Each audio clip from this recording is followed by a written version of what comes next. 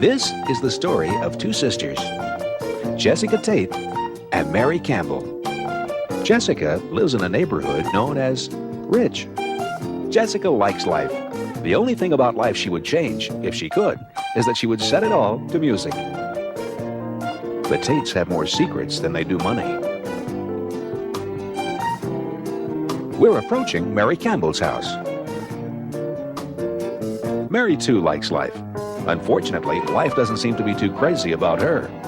As you can see, the Campbells don't have nearly as much money as the Tates. They do, however, have as many secrets. In last week's episode of Soap, we discovered that not only Jessica and her daughter are having an affair with Peter the tennis pro, but that Peter is Bert Campbell's long-lost son. As for Bert Campbell, Mary's second husband, he is so overwhelmed by guilt for having murdered Mary's first husband, he can no longer make love to her. But this is nothing, because Bert doesn't know that Mary's son Danny, in order to leave the mob, has to kill the man who killed his father. Danny doesn't know that that man is Bert yet. Mary's other son, Jody, is contemplating becoming her daughter. Life is also not exactly a bed of roses for Jessica's husband, Chester. His affair with his secretary, Claire, has become complicated by the fact that she is now blackmailing him. Confused? You won't be after this week's episode of Soap. We begin this week's episode of Soap shortly after Peter's arrival at the Tate home. I just can't believe it. I cannot believe it. I mean, it's such a small world. I can't get over it. I mean, my long-lost son from Hawaii comes to Connecticut and winds up teaching my sister-in-law and her daughter tennis. Bet that ain't all he teaches. And then, and this is really incredible, my sister-in-law and her daughter don't know they have the same tennis teacher, plus which he doesn't know their mother and daughter. I'm not finished with that, Benson. And then to top it all off, no one knows he's my son. So what, Bert? So it's a small world, and I can't get over it. Can you? Yes. Colonel, where's General Eisenhower? Wasn't he invited? Where in the world is Jessica? In my kitchen, and I wish she would get the hell out of there. I'll get her, Chester. Eat your dinner. Benson, I am not finished.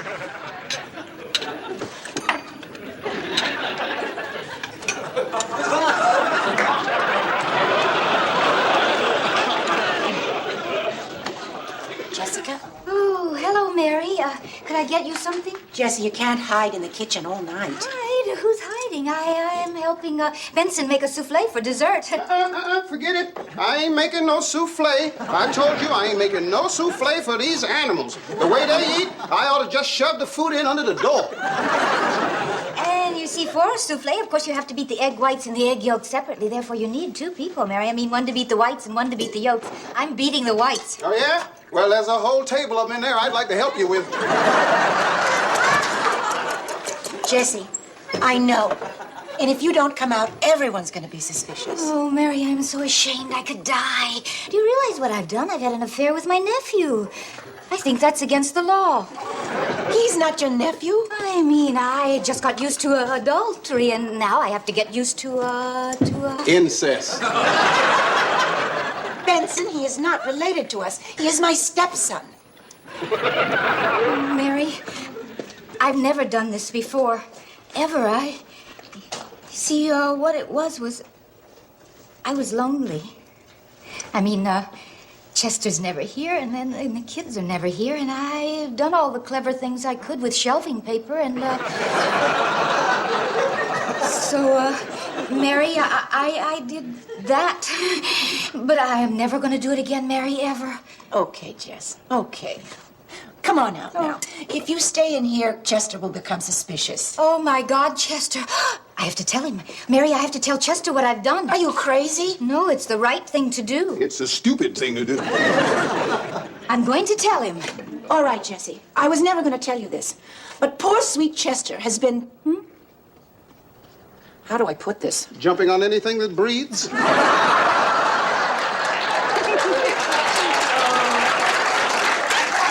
I wasn't going to put it quite that way.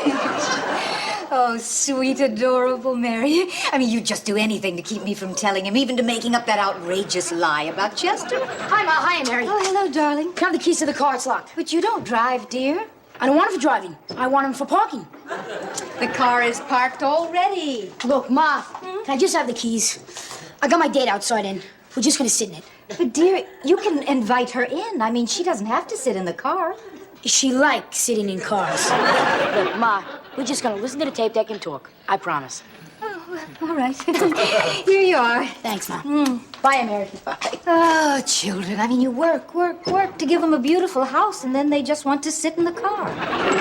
Jessica? Mary. Well, this is a fine. How do you do? You invite your insane family over for dinner, and I am the one who's stuck with it. Now, Jessica, either you get out of this kitchen and come inside, or I am sending everyone home. Send him home. Shut up, Benson. I will when you send him home. Well, Jessica? What were the choices again? Come on, Jessica. It's a small, small world, and I can't get over it. Why don't you try, Bert? You know, it's funny. I've been thinking about taking tennis lessons. Get your hands off my son, you fruit. My brother is not a fruit. Stop it. That's enough. Mary. I am not cleaning this. Ain't no way. Bert, stop this, you idiot! Medic, I've been shot. Drop that, you thug! Good night, Uncle Chester. I had a wonderful time. I've had it with all of you. You are never coming here again. Terrific. Nothing could suit me better. Slobs. Slobs? I'm a slob? Look at you. You got cranberry sauce all over your shirt. Out.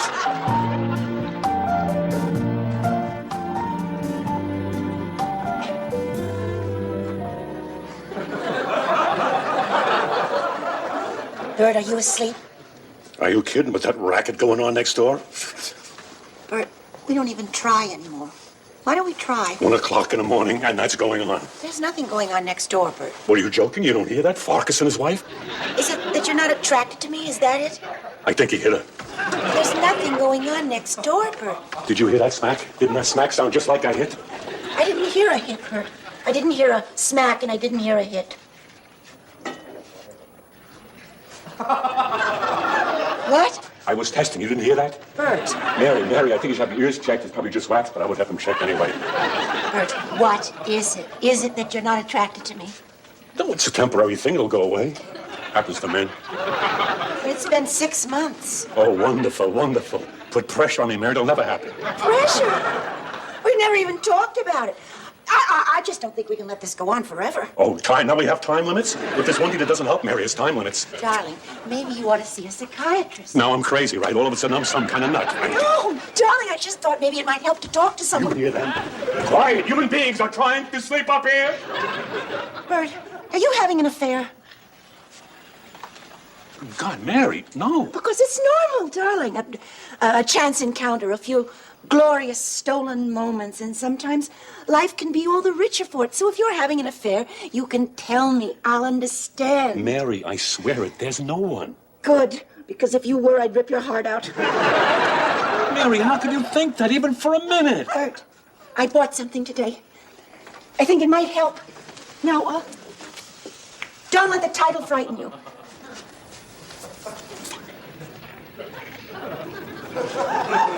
The cookbook of sex? I know. I wish they hadn't called it that. But look, it's written by an MD. Recipes? He gives recipes? Mary, you actually paid money for this? Well, yes. I mean, I've tried everything. I've tried short nightgowns, long nightgowns, new nightgowns, no nightgowns. I have powdered myself, perfumed myself. Bees are attracted to me, and you're not. Mary, don't cry. Please, honey, don't cry. Please don't cry. I just feel awful. Sweetheart, it's not you. I swear it. Look, I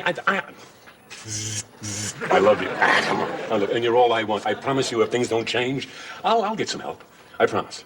Okay? Yeah.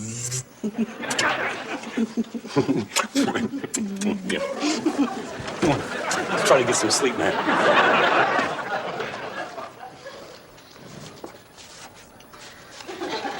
Look at that. I mean, that's a total impossibility. I mean, The Flying Wallendas at the height of their career couldn't get into a position like that.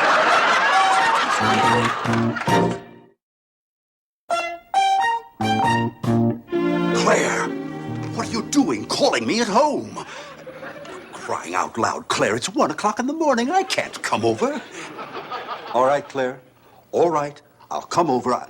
I'll think of a way. Goodbye. Who's laughing? Benson, is that you laughing? Oh, What? I was just surprised to see you. I live here. Well, I mean, still up. I thought maybe you had gone to sleep by now. I had a business call. Chester, I have a confession to make. Chester, please sit down. What is it, Jessica? Chester, when people have been married a long time, they spend a lot of time together, and so then they get kind of used to each other. And then, of course, on the other hand, they spend a lot of time apart, and so they don't see each other very much. And so sometimes they tend to get lonely, and sometimes, oh, Chester, despite themselves, they seek some little comfort elsewhere.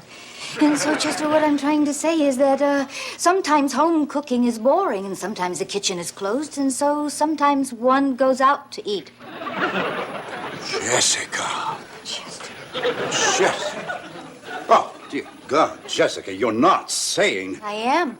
After all these years, I thought I knew you. I know, Chester, I know. How could you? I don't know, Chester, I don't know. How could you?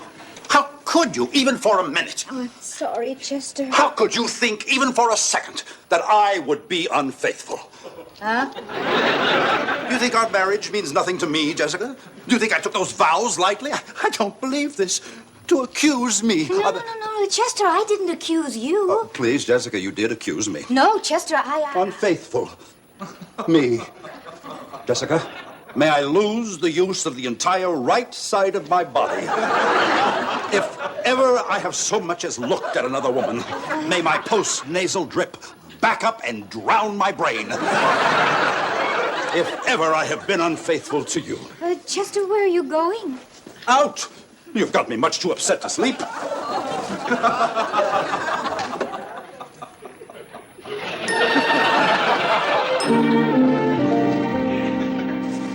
Hold it!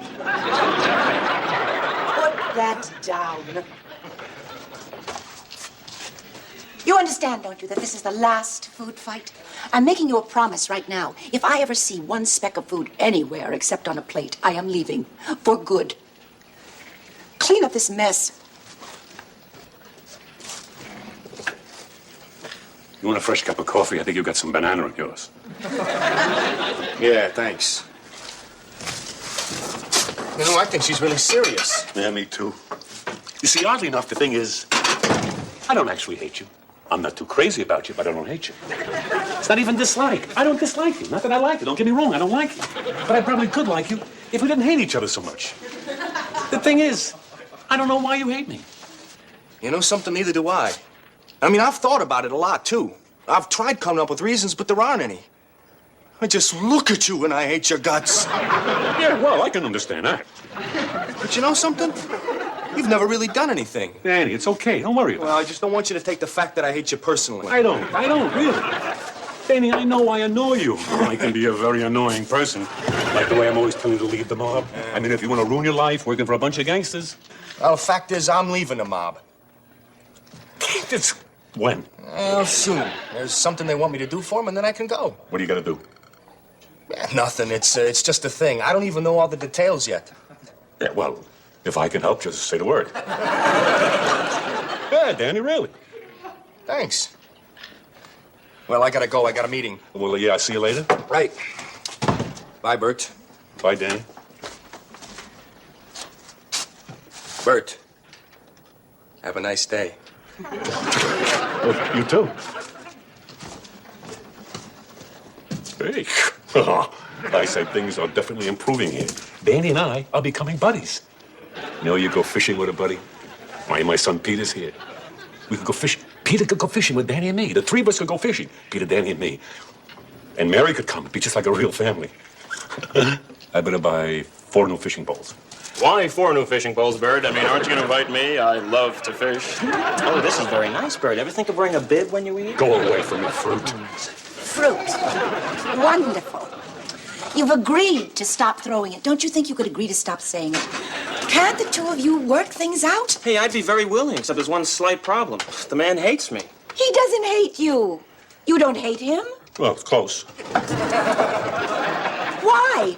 I don't know. It's because I'm gay, right, Bert? I mean, you hate me because I'm gay, right?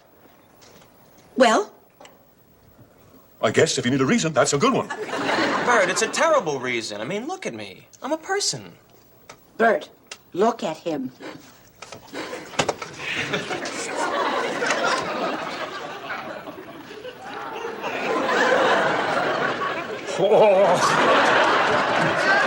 He gives me the creeps. Bert, what do you mean I give you the creep? I don't know. Oh, spooky. He is not spooky. I do not find him in the least spooky. Yeah, well, maybe you're used to it. Bert, just think of me as a person, that's all. I mean, that's all I am. I'm a person sitting here. Bert, look at me. I'm a person who happens to like men. Bert. Oh, well, now, wait a minute. I don't know. I mean, it's hard, this gay business. I'm not used to it. I mean, all my life, I was never around them. When I was growing up, gay meant happy. I mean, it's just hard to get used to it. And life was a lot easier then. I mean, maybe, well, you know, when you guys were still in the closet, maybe it wasn't easy on you, but it was a hell of a lot easier on us. I mean, it used to be you walk down the street, a guy smiled at you, you smile back. Today you smile back. You either get arrested or invited dancing. So it takes getting used to. It's hard getting used to a guy who likes guys and not girls. And now you're going to get a sex change operation and be a girl. Now I get used to a guy who's now a girl who likes guys and not girls. Who used to be a guy who liked guys and not girls. But I'll try. From now on, I'll try to look at you as a person. And I'll try and look at you the same way.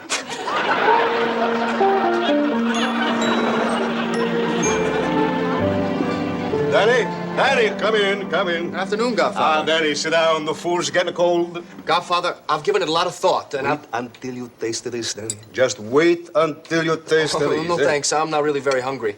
Danny, this restaurant belongs to my mother. You don't eat, you'll kill me. Huh? Okay, but just a little. You're gonna love this. You're gonna love it. Godfather, I've thought it over, and I've decided to take the contract. How is that, huh? Oh, it looks great. I love chicken. It's an eel. It's good, huh? Yes. And now I want you to try some of this linguine. I swear it's better than a sex. You know, I'm not particularly crazy about the idea of killing a man. Who is? I mean, I have a tough time killing a bug. But I think if I have to kill somebody, I could kill the man who killed my father. No. You gotta twirl the linguine around the spoon like you. Hey, you can't sit there with a linguine hanging out of your mouth. You look like a demented walrus. That's all right. So now will you tell me who killed my father? Okay, I'm gonna tell you. The man who killed your father was the fool. Summer surprise, eh? What? I didn't hear what you said. I said summer surprise, eh? No, the name. Oh, your stepfather. What about my stepfather? He's the one. Bert? Oh, yes, Bert. Oh, come on, be serious. Oh, you think I make it up, huh, Daddy? You think I make up a story your stepfather kills your father and now you gotta... Hey, Shakespeare maybe makes up a bad stories like that. I don't, Daddy. But why would he kill my father? Because your father was trying to run him out of a business. If I was a Bert, I would do the same thing. Now, I loved your father, Danny, but the sweet man, no. I can't believe this. In the meantime, the Southern Bock is ice cold, Danny. Bert? Yes, sir, Bert. Danny, look, you didn't touch a thing. My mother's gonna kill me. Bert Campbell killed my father? There's two things in this life that my mother can't stand to see. A guest host on the Tonight Show and the food left on the plate. Maybe it was another Bert Campbell. It's a common name. Danny, it was him. He was the one. I know. Hey, this is for you. There's a gun in there. Oh, and what did you think it would be an S for money to go, huh? I can't do it. I beg your pardon. I mean, you're talking about the man my mother loves. I can't kill him. Yes, you can. No, I can't. Yes, you can. No, I can't. Yes, you can. No, I can't. Yes. Danny, what is this, a musical? Yes, you can. And I'm gonna tell you how you can by letting you know what's gonna happen if you can't. If you can't, we're gonna kill you. As they say in Italiano. Caro mio, se ne guai. What's that mean? Boy, are you in it?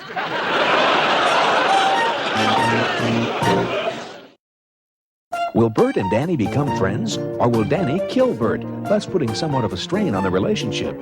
Will Jody get a sex change operation? Will Corinne and Jessica find out that not only do they have the same tennis teacher, but that neither of them are learning to play tennis? Will Jessica be able to stop? Will Bert be able to start? These questions and many others will be answered on the next episode of Soap